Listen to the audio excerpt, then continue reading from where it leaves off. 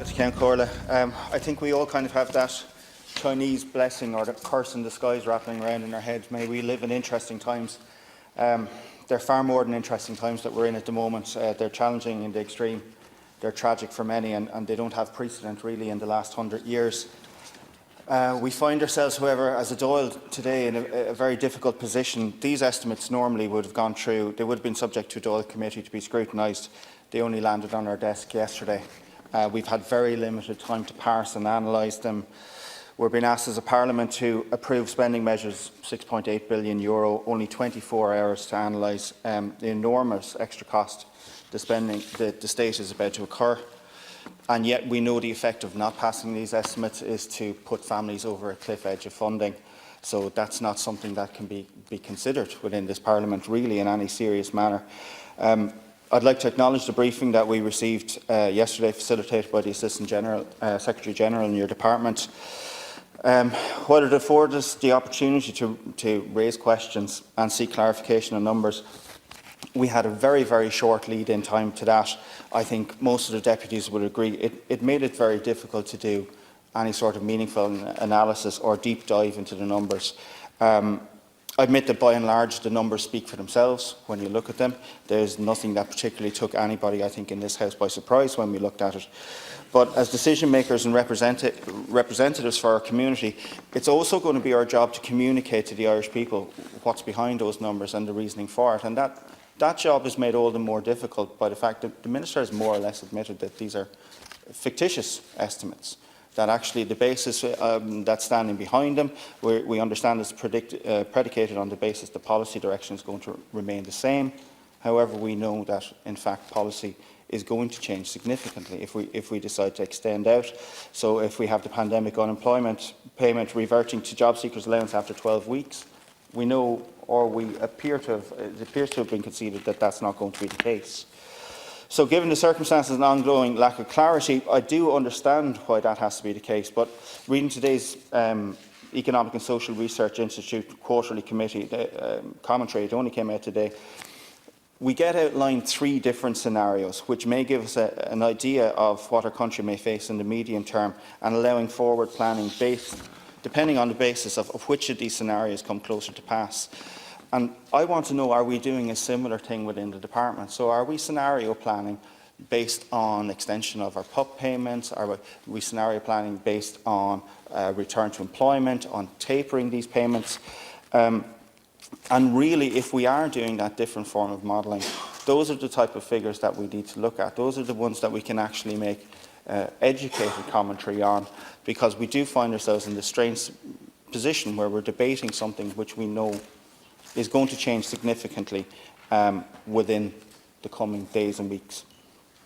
The brief circulated to us yesterday highlighted a point that Dáil members have previously queried, and it's been adverted to already. The analysis underpinning the statement from the Department of Business, Enterprise and Innovation, which stated there's disincentive effects of the PUP payment, so that people are ending up better off on this PUP payment than they would be doing in part-time or precarious work. I'd accept the points that other deputies have made. This should really point to how we treat precarious and part-time work. It shouldn't be an indictment of the people who were working for that range of figures and now find themselves better off. We should actually see it as an incentive to providing a floor, to making work pay, and to take that and bring it forward and begin to learn from it. So I'd appreciate a further explanation of the analysis that brought us to that point, or that understanding. Do we really feel, and I know you rejected that kind of gaming the system approach, but do we really feel that there's people who are currently been taken out of employment who are happy to be in that case? I don't really accept that, that in the large swathe of people, that there are people who wouldn't prefer to get themselves back to work. By the same token, there are families out there who are now earning far less than they would do were they on job seekers now. And so I suppose people on PUP payments who might have qualified dependents. So I want to know, I suppose, from the Minister, are we sufficiently resourced? So if we know that somebody is going to be better off on regular job seekers allowance, are we managing to get that analysis done? Is there enough resource within the department to make sure that these people are being processed, and if they would have been receiving more, are we able to do this in a timely manner? Are we able to move people across from the PUP payment? I'd refer back to the maternity issue as well and the extension of maternity leave. I think we have an underpinning issue of fairness here, where there are new mothers who do want to remain home for all sorts of reasons. And I'd agree with the previous speakers that I think we should be facilitating that. I'm not sure what the level of additional cost would be, but these are figures that we'd like to see so that we can make an informed decision on it. It would be a stated Green Party policy to look at the idea of a universal basic income. I would have said in previous Dáil speeches, we've come close to that with the PUP payment. We've come close to accepting the premise that everybody within our society needs that basic underpinning. But we're making massive state money transfers at the moment. So another question that I have for the department is, are we data harvesting? So are we looking at the effects of these payments? Because it is a substantial outlay of money. Are we looking at this and taking into account, so for example, is this having an effect, either good or bad, on people who are living in persistent poverty? Is there going to be some way at the end of this process that we can look back and begin to see, did the PUP payment, for example, have an impact on children living in poverty? Is there some way that we can track this? Because there's enormous state expenditure which really doesn't, it's not a decision really that it had to be made. But are we going to get information set back from this so that we can at least begin to extrapolate that forward and see if there's useful things that we can do?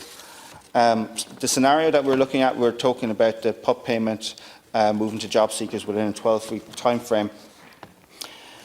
Even if this is pushed out, we need to see a plan how these COVID payments are going to taper into regular job seekers allowance payments. Because essentially what we have at the moment is a two-tier welfare system.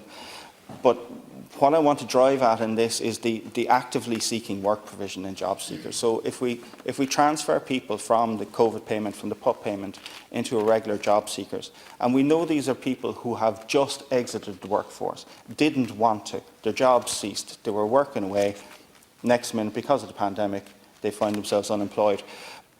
Are we really going to be asking these people whether they're actively seeking work? We know they are. We know that they've just left the workforce. It just feels, on I suppose a fairness level, maybe that's something that we can put a hiatus on, so that we're not unduly pressurising or impugning the dignity of people who we know that they do want to get out and join the workforce.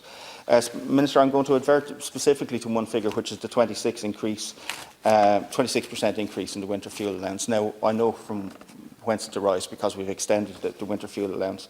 But I suppose I wanted to make the point about the winter fuel allowance in general, how its payment isn't the same. There's a big difference in that fuel allowance, somebody in a well-insulated home and somebody who's in a 1950s G-rated property and their bucket of coal is just going up the chimney. So I suppose I wanted to make the point as well that there are policies that we can put in place, which is part of a just transition or a green reboot to our economy. And I'm talking specifically about retrofitting of social and affordable housing. Are there things that we can put in place now? So not just by re-stimulating our economy, but we're also having a positive benefit in terms of tackling things like fuel poverty. Are these things that we're building in and considering at this point in time? So again, that's referring to the ERSI report that was this morning, and we're talking about significant infrastructural projects. Are these things being considered? And I do want to give the Minister a chance to revert to me and give me a couple of answers. Thank you, Deputy Minister. Thank you. The first thing I'll say to you, and I hope I don't sound disrespectful when I say this, is that the estimates are not fictitious. They're based on our guesstimate of all of the topics within the vote as to what the outturns and the outcomes are going to be. And whilst there is the elephant in the room of the one payment, I think it's unfair to call them fictitious. This is what we do every year, and we don't get the estimates exactly right, but I think we get them nearly right every year, and we've tried to do our best in the same guise this year. But I do take on board, obviously, there's a big gap missing. But I do hope to be able to fill that gap within the next week to 10 days, and not just for the members of this House, but for the 589,000 people who are still getting the PUP on a weekly basis. And to answer your question, and again I said it already, I don't believe there's anybody gaining or gaming the system. Yes, there is fraud in the system and we have our control measures and we work on that week in, week out with the guards. But these are workers. These are all people who on the 13th of March had a good job as far as they were concerned and maybe could be paid better, but were going to work and would be in work today if the country wasn't as closed down as it absolutely is. And I also reject the narrative that seems to be growing, is that people will not have their payment taken away from them in the coming weeks if they find that they can't go back to work. Because just because on the 29th of June we happen to open up my local Tiddly Wings shop doesn't mean the people who can work there have childcare, and it doesn't mean the people who work there don't live with somebody who's come. There are different reasons why different people will go back, and as always the people in our department will be as compassionate and as empathetic as they always are in dealing with the people. Just very finally, Count Corley, just to say to you, the process with which, and just in case people are curious as to why all of the information isn't out today, if I put it against the context of that, if we assume at the end of all of the phases having been opened that we still have some hundreds of thousands of people not being able to go back to work, it would take our department probably some 12 weeks with 800 staff that we currently don't have, right? Because all of our staff are busy doing other stuff. 800 staff, some 12 weeks, just to process a job seekers benefit application form for maybe 200,000 people. That's the process that needs to be taken into consideration when we're scenario planning.